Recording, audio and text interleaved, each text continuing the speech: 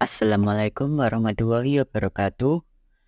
Ini saya dan teman-teman saya akan menerangkan tentang biodata dan perjalanan dakwah dari Syarif Hidayatullah atau lebih sering dikenal dengan sebutan Sunan Gunung Jati.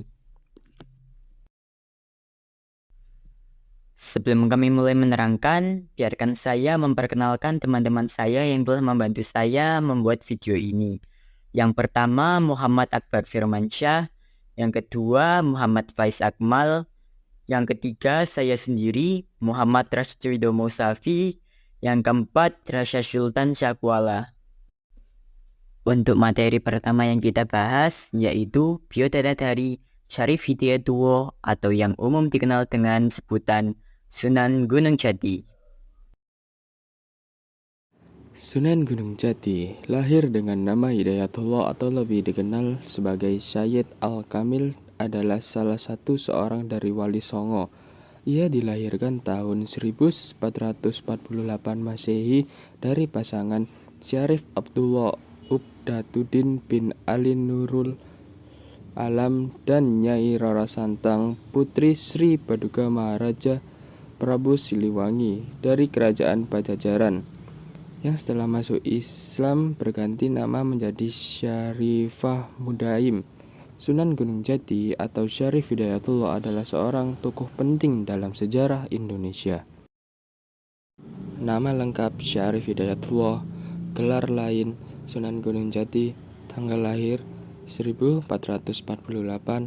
tempat lahir Pajajaran, Jawa Barat, Hindia Belanda, sekarang bagian dari Indonesia. Tanggal wafat 1568, tempat wafat Cirebon, Jawa Barat, Kesultanan Cirebon. Pendidikan, belajar agama Islam dan tasawuf di Mekah. Peran penting: 1. Pendiri Kesultanan Cirebon, Sunan Gunung Jati memainkan peran kunci dalam pendirian Kesultanan Cirebon pada tahun 1479. Kedua, penyebar agama Islam. Sebagai ulama dan sufi, ia berusaha menyebar ajaran Islam di wilayah Jawa Barat. Ketiga, hubungan dengan Demak, terlibat dalam konflik dan persekutuan dengan Kesultanan Demak di Jawa Tengah. Keempat, pendidikan dan kebudayaan, mendorong pendidikan dan kebudayaan Islam di wilayahnya. Mungkin kini kalian telah sedikit mengenal tentang Sunan Gunung Jati melalui biodata yang telah teman saya sampaikan sebelumnya. Kini kita akan memasuki bagian bagaimana perjalanan dakwah dari Sunan Gunung Jati. Nomor 1, usaha dakwah Sunan Gunung Jati mula-mula dilakukan di Gunung Sembung, sekarang wilayah Kecamatan Gunung Jati, Kabupaten Cirebon, Jawa Barat, dengan memakai nama Sayyid Kamil atas bantuan penguasa Cirebon Pangeran Cakrabuana. Dia membuka pondok dan mengajarkan Islam kepada penduduk sekitar. Salah satu strategi dakwah Sunan Gunung Jati dalam memperkuat kedudukan sekaligus memperluas hubungan dengan tokoh-tokoh berpengaruh adalah melalui pernikahan. Dan nomor 2, beberapa istri beliau diantaranya Nyi Babadan, Putri Ki Gendeng Babadan, Nyi Kawungatan, Putri Penguasa Banten, Ki Gendeng Kawungatan Tian, yang menurut legenda adalah Putri Kaisar Tiongkok dari dinasti Ming, dan lain sebagainya. Baik, di sini saya akan menjelaskan perjalanan dakwah dari Sunan Gunung Jati. Menjadi penguasa Cirebon dalam buku Sunan Gunung Jati, sang penata agama di Tanah Sunda tahun 2020. Disebutkan bahwa Sunan Gunung Jati diserai kekuasaan Cirebon pada 1479 oleh Pangeran Cakrabuana. Penempatan Sunan Gunung Jati mendapat dukungan dari para wali di Pulau Jawa yang dipimpin langsung oleh Sunan Ampel. Dia dianugerahi gelar Panatagama, yaitu pemimpin yang mengatur keagamaan Islam di Tanah Sunda dan Tumanggung, Cirebon.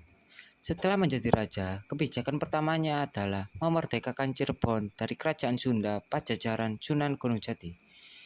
mulai mengeluarkan keputusan untuk menghentikan pemberian upeti tahunan berupa garam dan terasi kepada kerajaan Sunda Pajajaran.